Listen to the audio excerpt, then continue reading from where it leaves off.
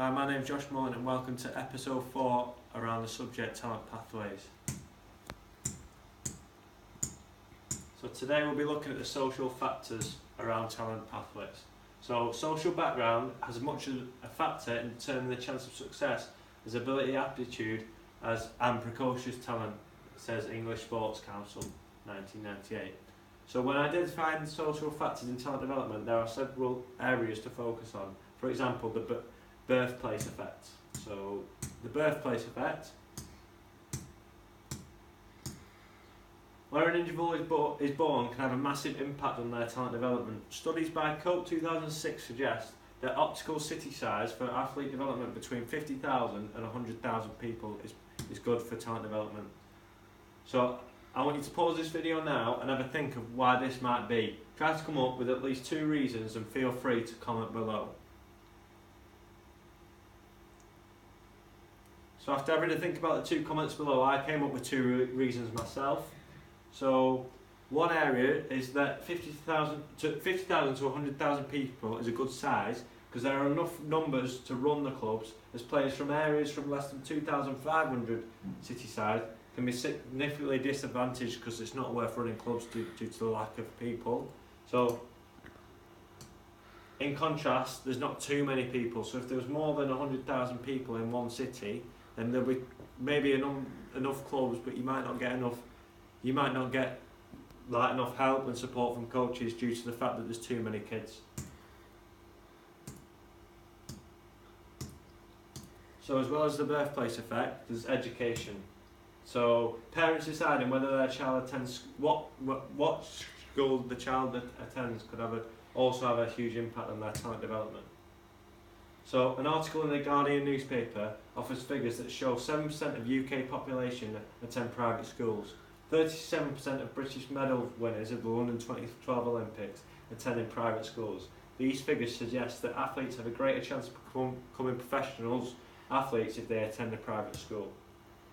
Why is this?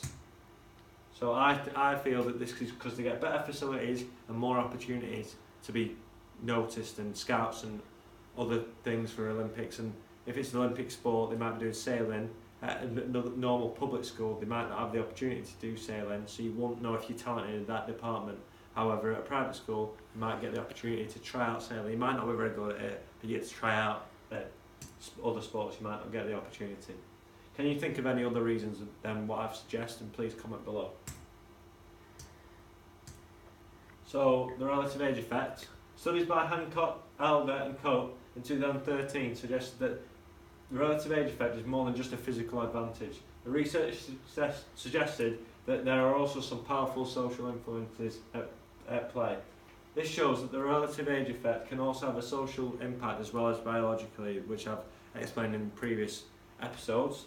So people who are born later may not have characteristics such as leadership compared to someone who is bigger and stronger due to the fact they are nearly a year older. This will have a negative impact towards their social attributes, such as their confidence levels. So a sporting example is Chelsea winger Juan Cuadrado.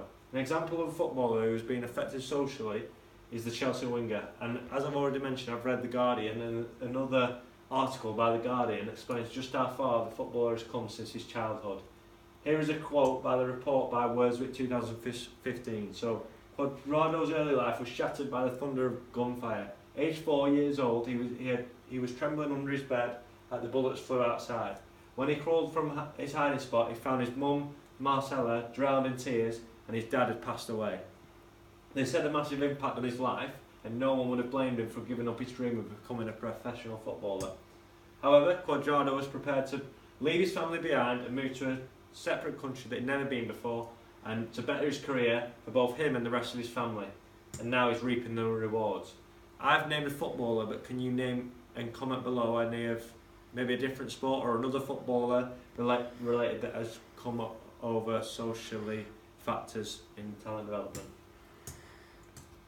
So when looking at the conclusion, so when reviewing this episode, we've covered the final area in the biopsychosocial model, which was focused on the social factors. Together we discussed what social factors are and the current data out there when relating to social factors. We also focus on a football example, and as I've mentioned, the relative age effect, and also, yeah, if there's any other examples out there that you know, that'd be good to let me know. So here are, for next episode, the next episode will be focusing on the role of family in talent development. So we will be going into greater detail around the area that family has and how much impact of a social factor it has. For the episode, have a think about your life and how important the support of family and friends have benefited you. Would you have achieved the things you have achieved without the family support? Ask yourself that. There are some references, and thank you for listening. If you do have any questions, please comment below. Thank you.